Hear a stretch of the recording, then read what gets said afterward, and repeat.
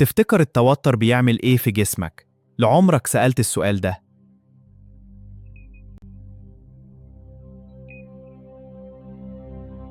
قلبك بيدق بسرعة من غير ما تعمل أي حاجة.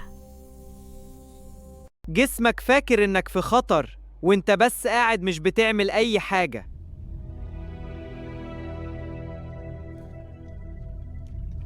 والأدرينالين بيشتغل كأنه إنذار، وكمان الكورتيزول بيزيد فجأة.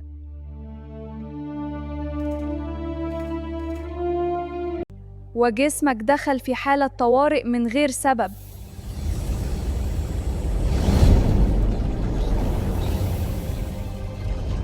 إرهاق من غير مجهود، توتر من غير سبب واضح.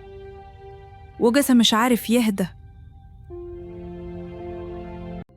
اهدى شوية وتنفس كده براحة، وأدي كل حاجة حجمها الحقيقي.